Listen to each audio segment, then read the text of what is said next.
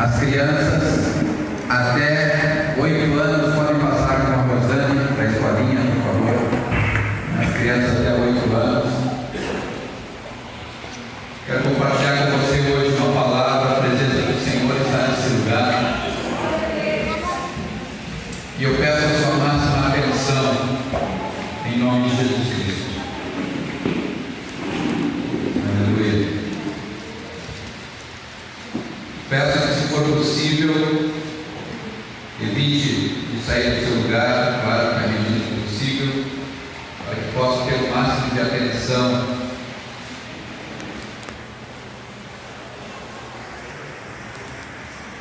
para aquilo que eu quero compartilhar com você hoje. Abra sua Bíblia, por favor, em Êxodo, capítulo 10, versículo 24.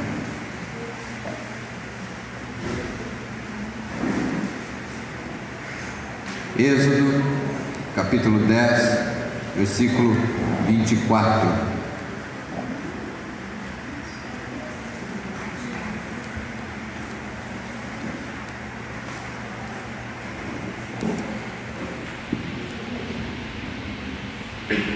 É o segundo livro da Bíblia.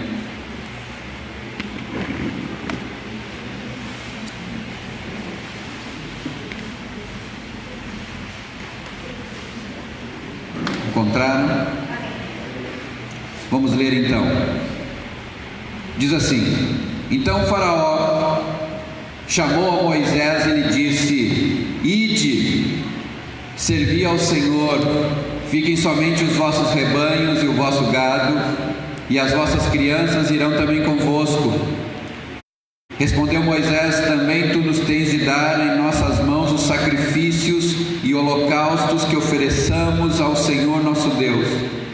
E também os nossos rebanhos irão conosco, pois nenhuma unha ficará, porque deles havemos de tomar para servir ao Senhor nosso Deus, e não sabemos com que havemos de servir ao Senhor até que lá cheguemos. Amém? Eu peço que você volte um pouquinho só, e eu quero ler com você o versículo 7, no mesmo capítulo 10, o versículo 7, diz assim: Então os oficiais do Faraó lhe disseram: Até quando nos será por cilada este homem? Deixa ir os homens para que sirvam ao Senhor seu Deus, e acaso não sabeis ainda que o Egito está arruinado? Então Moisés e Arão foram conduzidos à presença do Faraó, e esse lhes disse: Ide servir o vosso Deus.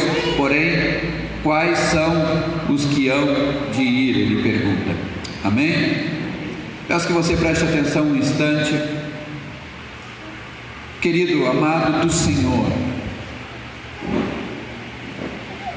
eu clamo ao Senhor Deus pela vida de cada um de vocês nessa noite. Eu peço o Senhor, o toque maravilhoso do seu Espírito sobre a tua vida, de uma forma sobrenatural nesta noite. Nós estamos vivendo em tempos de tremenda sequidão espiritual. Por mais que o Evangelho esteja sendo anunciado na televisão, no jornal, nas mídias sociais, nas redes sociais, por mais que o nome de Jesus esteja sendo pregado em todos os cantos, ainda assim, nós estamos chegando próximo ao fim. E a Bíblia diz em Mateus 24, fala das grandes tribulações que haveriam de vir sobre a terra nos últimos dias. Mas uma das coisas principais que fala que, devido às lutas, devido às dificuldades, devido aos problemas da sociedade, e as pessoas não se apercebem que o que acontece no dia a dia pode parecer natural, mas na verdade é o mundo espiritual se movendo para que chegue-se cada vez mais próximo do fim. E quando se fala no fim, normalmente as pessoas têm medo, temem pela volta de Jesus, quando na verdade nós devemos ter alegria por podermos nos encontrar com aquele que é o nosso Pai, o nosso Criador, o Senhor e Salvador das nossas almas, aquele que nos redimiu das trevas e nos deu a autoridade de sermos chamados seus filhos filhos, nos transportando para a sua maravilhosa luz. Ele morreu naquela cruz, derramando do seu sangue, sofreu o que sofreu para que você e eu viéssemos ter vida. E a Bíblia diz em João capítulo 10, versículo 10, vida e vida em abundância. Mas o problema é que hoje os nossos dias estão se tornando cada vez mais difíceis e as pessoas têm menos e menos e menos disposição de viver. Trabalhamos por nós, para nós, por meio de nós, e vivemos um dia de cada vez. Estamos como aqueles que participam do ar. Você conhece, né? Alcoólicos Anônimos. Mais um dia de cada vez, só por hoje, e sobrevivemos, mas não vivemos. Tem uma grande diferença entre se viver e se sobreviver.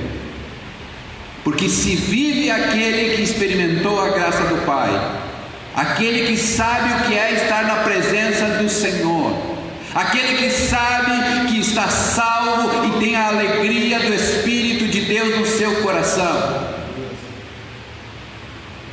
Mas por mais que o Evangelho seja anunciado, por mais que o Evangelho seja pregado, por mais que se fale de Jesus, por mais que se fale do amor de Deus, ainda assim o ser humano teima em estar só nessa terra,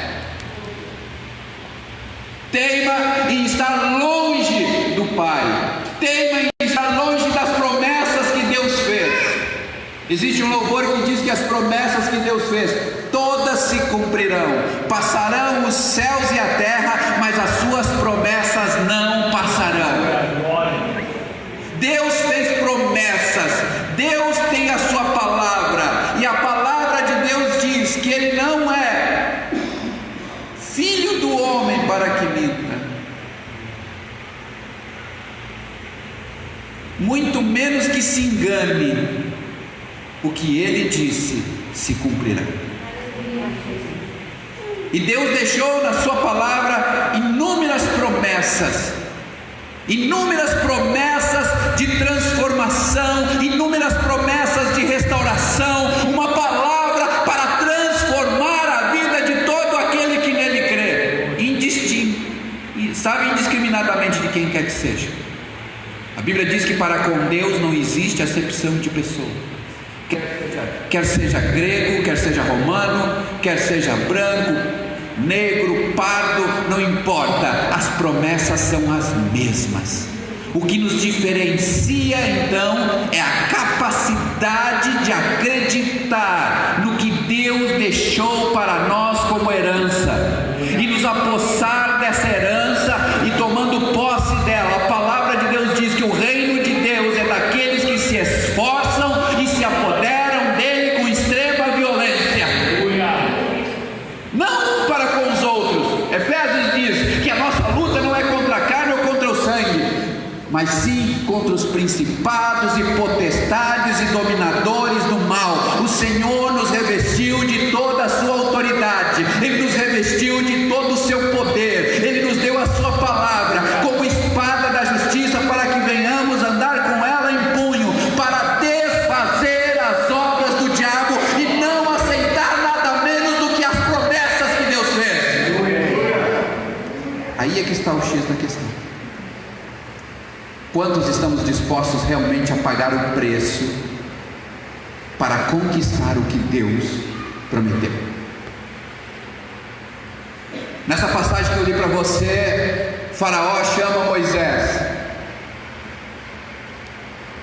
Eu acredito que a história do Êxodo, a maioria daqui de vocês deve conhecer de alguma forma ou outra. Quer seja pela novela da Record, que já passou, os 10 Mandamentos, quer seja por ter lido nas Escrituras ou assistido a algum filme, os que são mais antigos. Sou da época que Natal e Ano Novo, Páscoa, sempre se passava filmes cristãos na televisão. Parava, não interessava que programa fosse, era passado filmes que inspirassem as pessoas no final de ano. Hoje as pessoas não têm mais inspiração, as pessoas hoje no final de ano você não vê mais a alegria do Natal no rosto e nos olhos das pessoas. Hoje o que se incentiva é o consumismo em ter cada vez mais e não em ser. Eu me recordo quando era pequeno, na época de Natal, minha mãe não tinha dinheiro para construir a árvore de Natal. Não tinha dinheiro nem para comprar uma arvorezinha dessas de R$ 1,99. E eu me recordo que aí a mãe mandava nós irmos no mato, colhermos uma árvore que se assemelhasse um pouco a uma árvore de Natal. E eu ia lá e colhia aquela árvore, cortava ela, cuidava que ela fosse o mais parecido com uma árvore de Natal, e trazíamos e colocávamos dentro de um balde de lata, daquelas tintas, né, de 3,6, e enchia de terra e pedra dentro para cravar aquilo.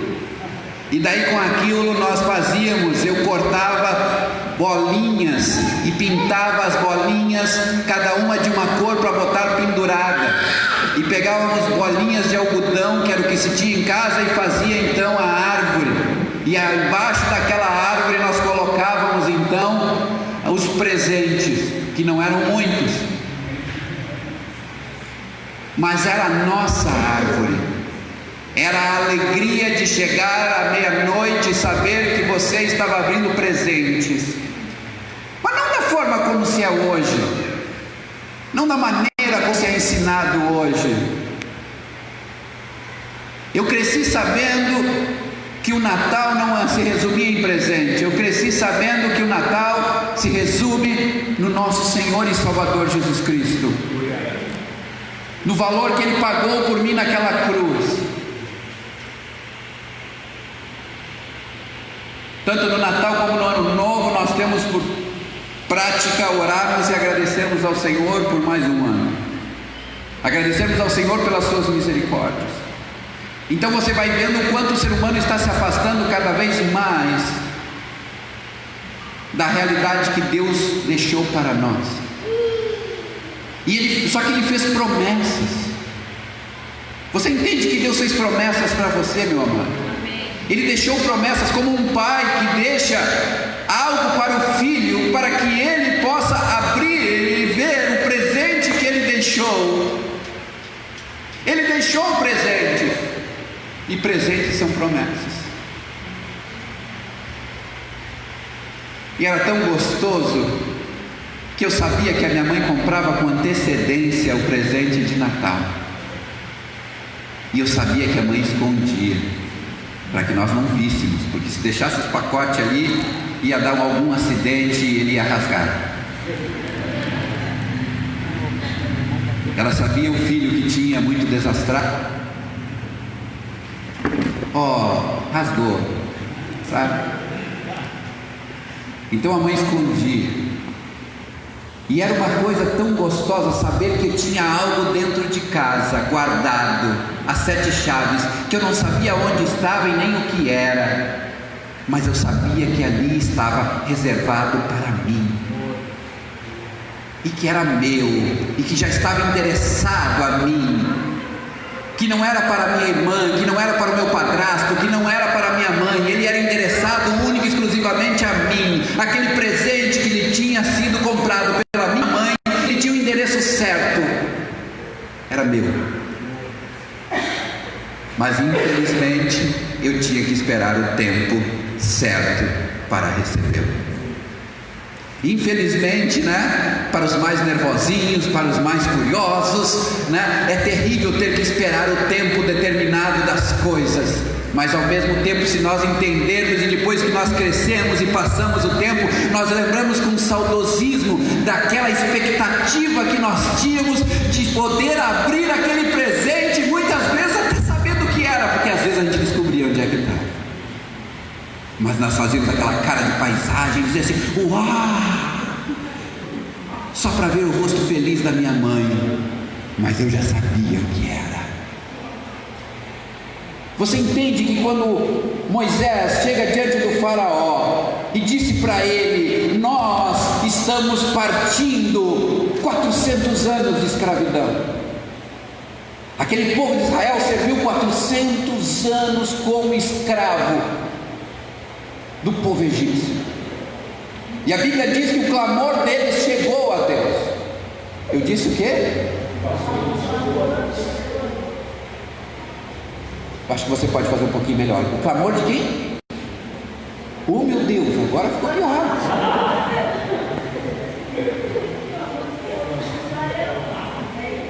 Vamos tentar de novo. O clamor dele chegou a quem? Deus. Agora, glória a Deus, aleluia. Por um momento me assustei. O fato, querido, é que Deus fez promessas para esse povo. Deus prometeu a eles a terra, uma terra que emanava leite e mel, ou seja, uma terra maravilhosa, uma terra próspera, uma terra que nada lhes faltaria. Mas antes da conquista da terra, antes de ganhar a terra, veio um período em que eles teriam que demonstrar se realmente eles estavam afim, se realmente eles queriam aquilo. Então Deus prometeu para eles, e Deus levanta um homem chamado Moisés para tirar o povo daquela escravidão. E Moisés chega diante do faraó, o rei egípcio, e disse para ele: o Senhor ordenou que libere o seu povo, senão coisas ruins podem acontecer sobre vocês. E o interessante é que o próprio exército de Faraó, por isso que eu li para você aquele versículo, o próprio exército de Faraó já sabia, quando diz assim: então os oficiais do Faraó lhe disseram: até quando será por cilada este homem? Deixa ir os homens para que sirvam ao Senhor, o seu Deus. Acaso não sabe que nós estamos desfalecendo, o reino está acabando porque tu está lutando contra Deus? E qualquer um que se levantar a lutar contra o Senhor ou contra os seus será abatido, será derrotado. O Senhor sempre erguerá por bandeira de vitória aqueles que estão junto dele, os que fazem a sua vontade. O fato é que daí Faraó chega para ele e chama Moisés e diz: me traga esse senhor aí, por favor. Trouxeram ele, e aí o Faraó disse para Moisés: pode ir, vai, vocês receberam promessas do Deus de vocês, vamos, podem ir, pode ir, pega tua mulher, tuas mulheres, né? Pega as mulheres, as crianças, os idosos, vai todo mundo, pode ir, vamos, tchau para vocês, vamos. Mas só tem uma coisa: o gado, as galinhas, os porcos, as vacas, ou seja, a bicharada toda. Claro, desculpa, menos os porcos, porque eles não criavam porcos no século. Mas o fato é que ele disse: pode levar tudo, vão as mulheres, crianças, homens, velhos, idosos, todos vão. Moisés olha para o faraó e disse para ele: Faraó, Deus nos falou que era para nós sairmos da terra com tudo que Ele nos prometeu. Faraó, Deus nos prometeu, nos disse: vocês vão sair daqui, mas não vão sair de mãos vazias. Como posso eu aceitar sair daqui agora somente com as nossas mulheres, nossos jovens, nossos filhos, nossos idosos, deserto afora, sem nada? O faraó pega e diz para ele: olha, é isso ou nada. Moisés disse para ele: fica sabendo então que se as nossas mulheres, nossos jovens, nossos idosos e nosso gado e tudo que nos pertence não for conosco, nós não vamos, porque nenhuma unha sequer do que Deus nos prometeu ficará nessa terra. Eu amo essa palavra por causa dessa expressão, nenhuma unha sequer. Talvez se você está na King James vai estar escrito nenhum pedaço de casco, né? Mas na nossa tradução já está nenhuma unha sequer ficará. Aqui é que entra o X da... Faraó ofereceu a eles uma saída, uma oportunidade de liberdade. Só que Deus tinha oferecido uma saída, uma oportunidade de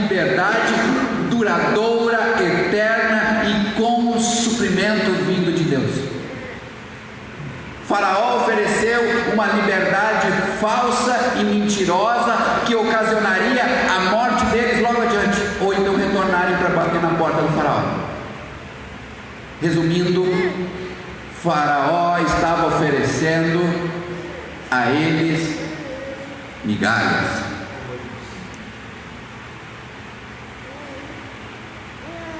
Quando eu perguntei para você se Deus tinha feito promessas, vou fazer de novo. Deus fez promessas para você, querido? Você tem promessas de Deus para a tua vida? Perfeito. E eu acredito nisso porque a Bíblia diz isso. Só que Deus fez promessas para você, e as promessas que Deus fez, todas se cumprirão. Por que aceitarmos menos do que Deus ofereceu? A mania que nós temos de querer acelerar o tempo de Deus. Deus promete coisas, Deus fala que vai fazer coisas, e muitas vezes nós abrimos mão e vamos correndo para abraçar a proposta de Faraó, porque a de Deus está demorando muito ou exigindo um esforço além daquele que eu estou disposto a pagar. Quando Deus oferece para Moisés, diz assim: ó, vai a tua mulher, vai a tuas crianças, vai os jovens, mulheres, idosos, crianças, vai todo mundo. Ele liberou. Quantos de nós já não sairíamos correndo dizendo: glória a Deus, Deus me abençoou? Me abençoou com o quê? Com uma falsa liberdade? Me abençoou com o quê? Com a metade de uma bênção?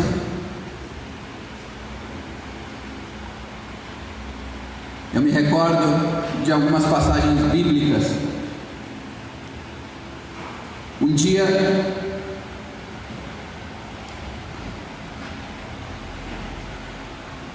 uma vez eu fiz uma oração a Deus e, conversando com o Senhor, eu me perguntei: Deus, por que algumas coisas são tão demoradas? Por que algumas coisas demoram tanto para chegar?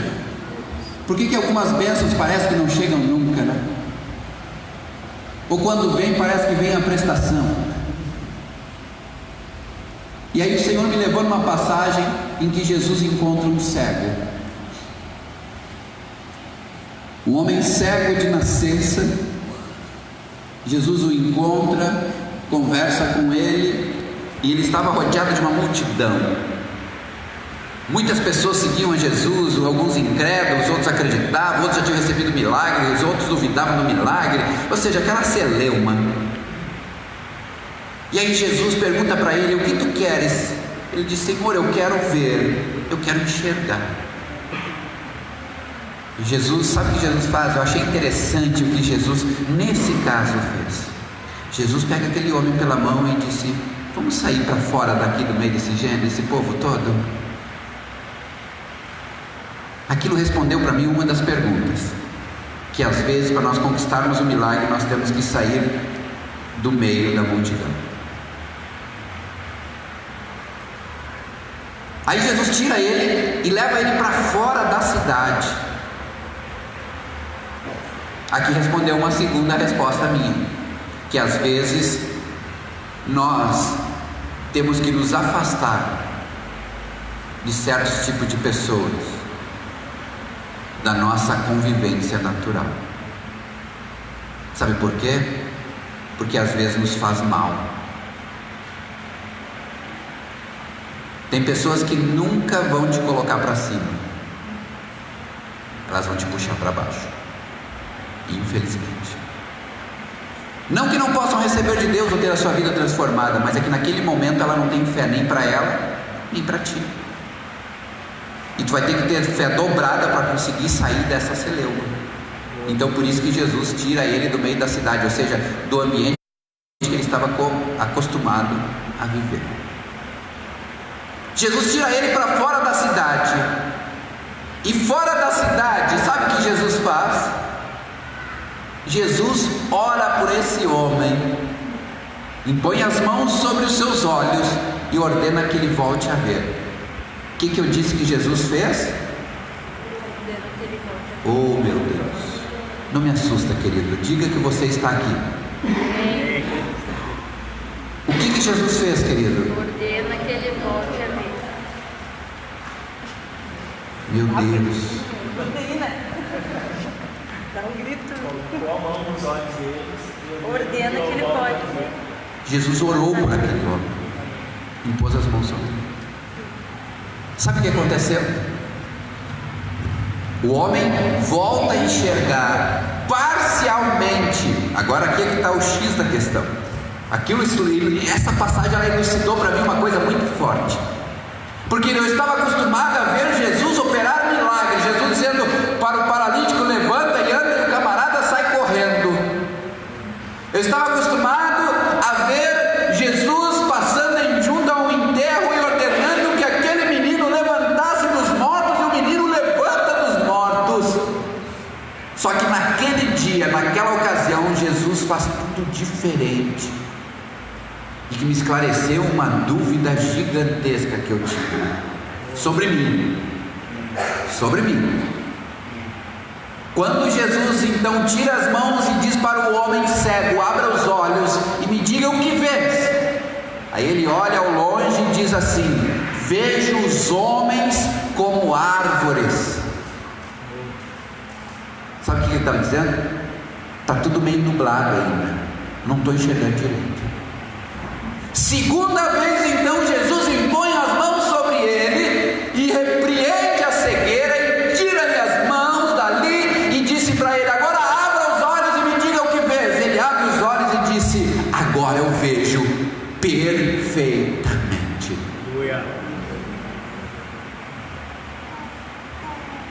Quando eu li essa passagem, eu entendi que se até Jesus teve que orar 2 vezes por uma pessoa, quem sou eu para desistir? Você está entendendo? Amém. Se houve um caso em que Jesus não operou o milagre na primeira, mas teve que impor as mãos 2 vezes sobre o cego para que ele chegasse na plenitude da sua restauração, quem sou eu a desistir na primeira, na segunda, na terceira, na quarta, na quinta? Querido, não desista jamais. Aleluia. Glória a Deus. O que eu estou querendo te chamar a atenção hoje é que às vezes nós aceitamos as coisas. Já pensou se o cego tivesse dito: querido, já aconteceu isso comigo? Como é que está, meu querido? Jesus impondo as mãos sobre ele, Jesus tira as mãos e ele olha e diz assim: oh glória, aleluia, está curado? Não. Mas está dando glória, está dando aleluia. Não é que eu já, olha, não estou enxergando direito, mas agora o milagre já aconteceu, eu já estou vendo. Parecia um mestre Magu. Não, eu estou vendo os homens como árvores, Jesus, mas já está bom, está bom. Né? Para quem não via nada, em terra de cego, caolho é rei, eu estou legal. Você acha que era isso que Jesus queria? Não. Por que nós aceitamos, então teimamos em aceitar a metade das promessas? Na verdade, é o inimigo querendo nublar a sua visão para não conquistar o todo de Deus. Você desista da caminhada. Quando o faraó oferece para ele a metade daquilo que Deus tinha dito que daria, Moisés finca o pé e diz assim: olha, em outras palavras, essa expressão que eu vou dizer você já deve ter escutado bastante, né? Em outras palavras, Faraó, ou é tudo ou é nada. Nós não vamos aceitar a metade. Não tem essa de sair daqui com a metade do milagre para nós morrer lá adiante. Ou é tudo, ou então nós vamos ficar aqui te perturbando. Porque não existe, a Bíblia diz assim: horrível coisa é cair nas mãos de Deus. É pior do que ficar perturbado, querido. Sabe por quê? Porque o Espírito de Deus entra dentro de você e fica te atucanando de dentro para fora. Ele sabe o que você pensa, ele sabe o que você sente, ele sabe o que você vive, e o Espírito de Deus vai ficar ali. E aí, vai ou não vai? Vai ou está com medo? Você vai deitar e vai acordar, o Senhor vai estar ali. E aí? Vamos ou não vamos? E aí? Vai ou não vai fazer? E aí você vai. Querido, tem uma história.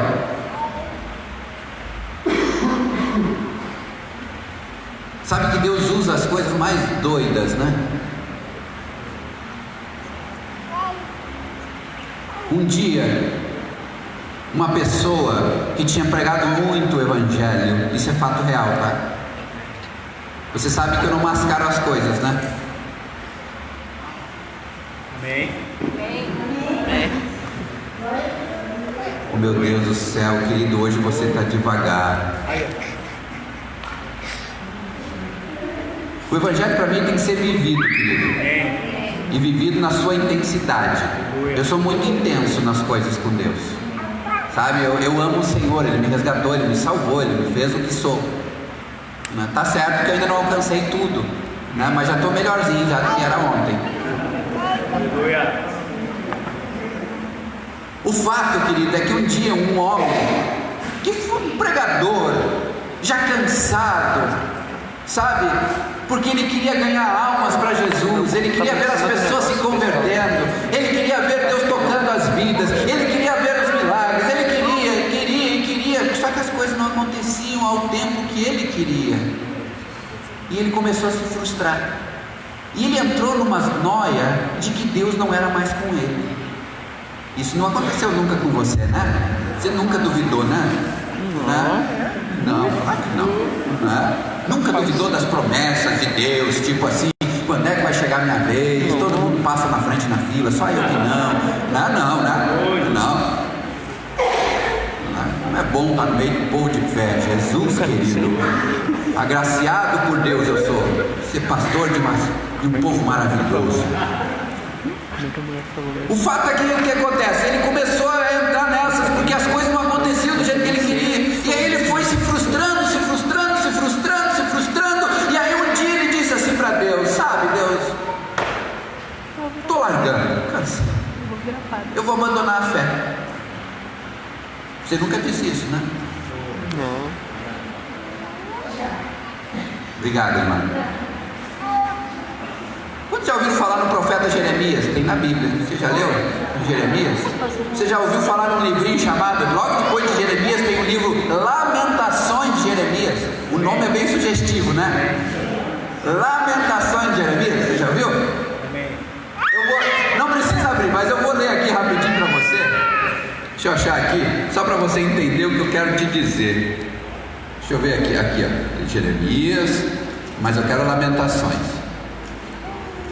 Jeremias foi conhecido como profeta chorão, sabia?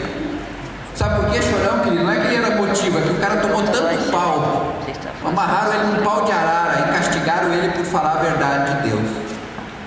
Aí, deixa eu ver se eu acho aqui, tomara, em nome de Jesus que eu acho. Aqui, achei. No capítulo 3, tá? Anota aí de Lamentações de Jeremias, no versículo 17. Não, eu vou ler um pouquinho antes, olha só. Olha como é que Jeremias, um profeta de Deus, um homem maravilhoso do Senhor, que profetizou coisas fortes, viu? Aí ele pega e diz assim, está prestando atenção? Bom, desviou os meus caminhos e me fez em pedaços, deixou-me assolado, enteçou o seu arco e me pôs como alvo da flecha, fez que me entrassem no coração as flechas da sua aljava. Fui feito objeto de escárnio para todo o meu povo e a sua canção todo dia. Fartou-me de amarguras, suscitou-me de absinto, que era uma água amarga, né? Tipo um vinho já avinagrado. Fez-me quebrar com pedrinhas de areia os meus dentes, cobriu-me de cinza, afastou a paz da minha alma, esqueci-me do bem. Então eu disse: já pereceu a minha glória, como também a minha esperança no Senhor. O profeta Jeremias disse isso, querido. Tu está entendendo? Não, tu não está. Tua cara de quem não entendeu. Eu vou explicar de novo. Você está entendendo que eu falei que se Jesus teve que orar 2 vezes por uma pessoa, porque não foi na primeira que ela recebeu, sabe-se lá por quê? Aí não vou entrar no X da questão, mas Jesus insistiu. E agora aqui eu tenho um homem de Deus, que Deus usou para profetizar coisas fortes. Ele pega e diz assim, ó, se foi, eu estou cansado. Só que daí o legal é que quando tu está no Senhor, tu fala certas coisas em oração, porque tu fala em oração, e diz assim, ó, sabe, quer saber de uma coisa? Se foi a minha esperança, se foi a minha glória, se foi a minha graça, eu estou vazio.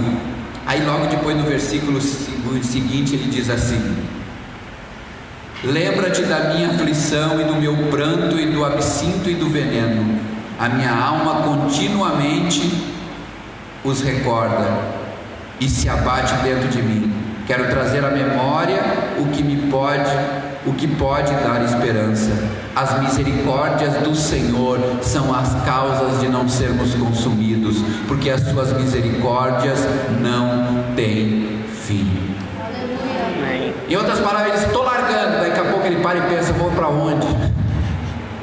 Eu vou ficar com Deus, porque com Ele é ruim, sem Ele é pior ainda.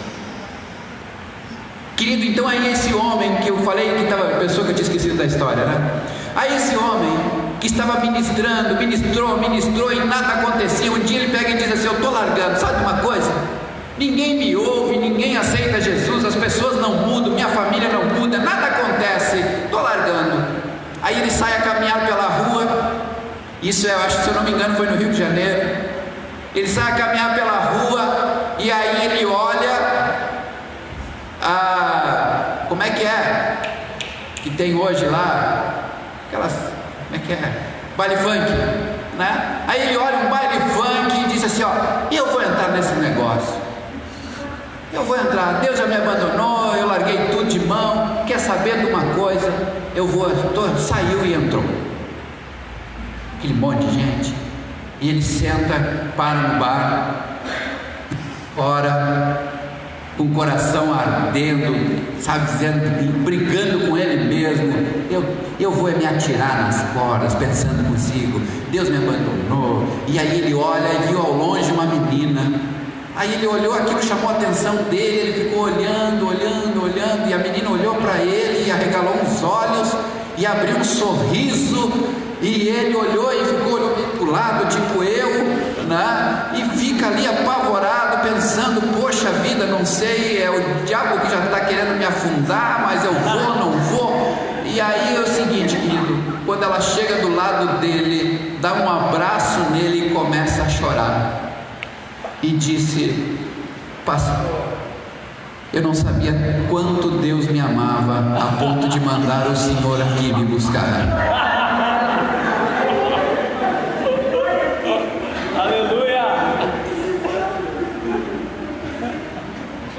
Ali Deus respondeu para ele.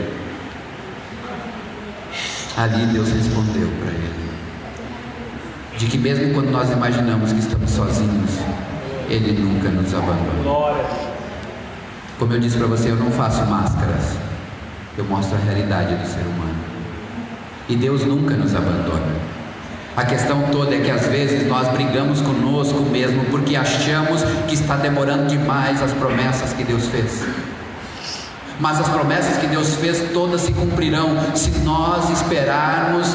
Tudo tem o seu momento, tudo tem o seu acontecimento. Você entende que Deus te chamou? A Bíblia fala em João no capítulo 15, no versículo 16, que Deus te chamou pelo teu nome. Ele te viu, Ele te escolheu, Ele te selecionou, porque Ele viu algo em ti que vale a pena apostar. Agora o problema, se você, nem mesmo você mais acredita em ti mesmo, então está na hora de você olhar para a cruz e saber que Deus ainda acredita. Agora a questão toda é, não aceita o meio, não aceita metade não é milagre, mais ou menos não é cura, talvez não é tão efetivo. A questão é, se eu quero, vou conquistar, e se Deus prometeu, terei o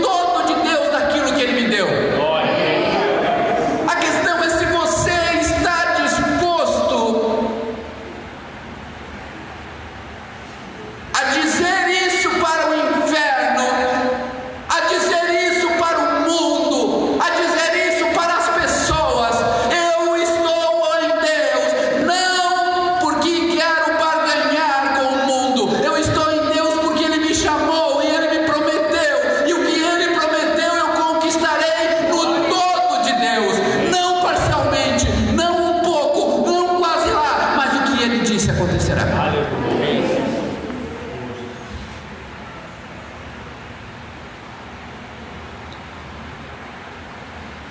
Moisés disse para ele então: Faraó fica sabendo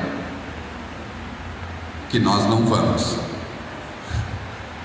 porque Deus mandou nós levarmos tudo: homens, mulheres, crianças, idosos, nossos cachorros, nosso gado, tudo, porque quando Deus nos pedir que venhamos oferecer a Ele sacrifício e holocausto, nós não sabemos qual deles Deus vai querer, então nós vamos levar tudo, porque quando Deus pedir, aqui está.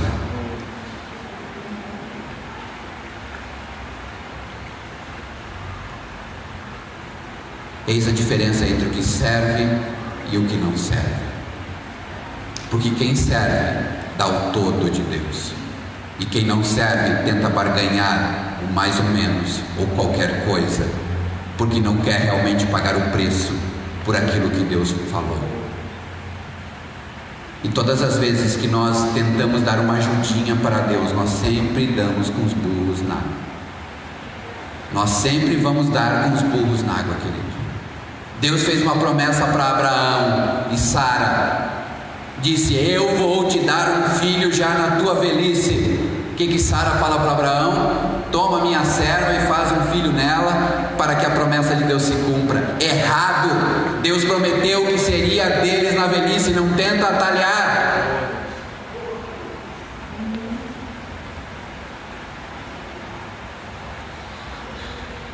O Senhor um dia estava longe e tinha um amigo dele na cidade de Betsaida chamado